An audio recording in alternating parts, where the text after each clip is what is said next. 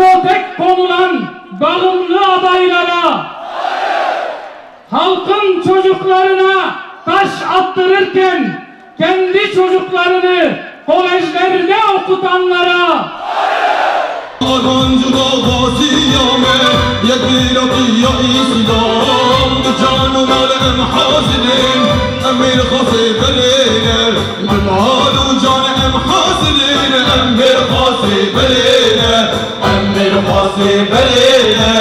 belki bugün burada halaylar çekecektik. Belki bugün burada bir bayram havasında miting yapacaktık. Lakin dün gelen acı haber yüreğimizi burktu. Huylu huyundan vazgeçmiyor. Bunu bir kez daha ispat etti. Kardeşlerim,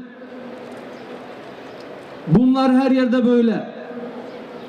Nerede iki parti arasında çelişki, nerede iki parti arasında kavga varsa bunlardan bir tanesi mutlaka onlardır.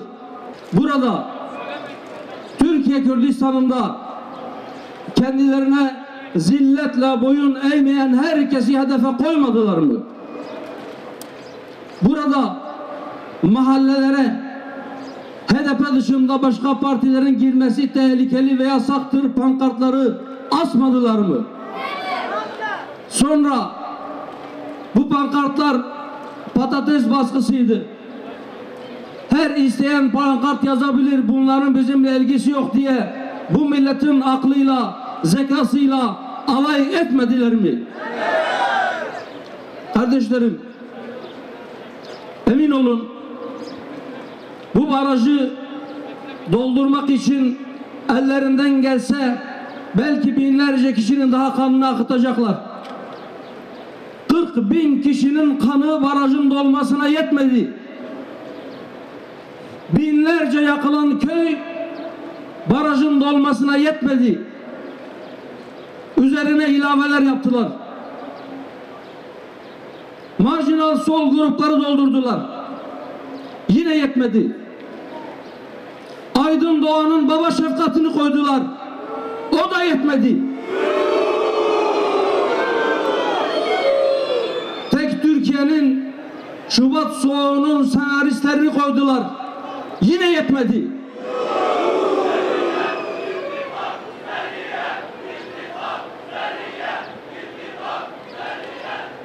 ...6-8 Ekim'de 52 kişinin daha kanını üzerine döktüler. O da yetmedi. Ahlaksız sapıkları da ilave ettiler. Yine yetmedi.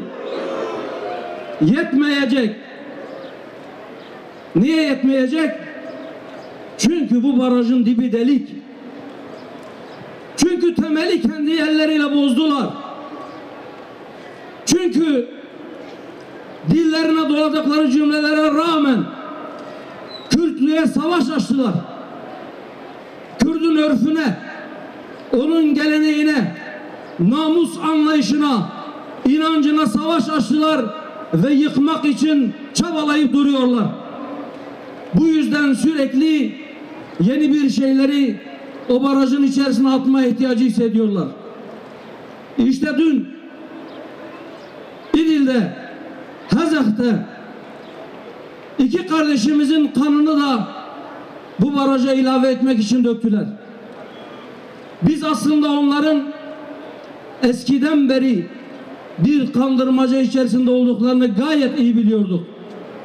Çok net bir şekilde görüyorduk. Bunların Kürt halkının mazlumiyetiyle, mazlum Kürt halkının haklarıyla bir ilgisi yok.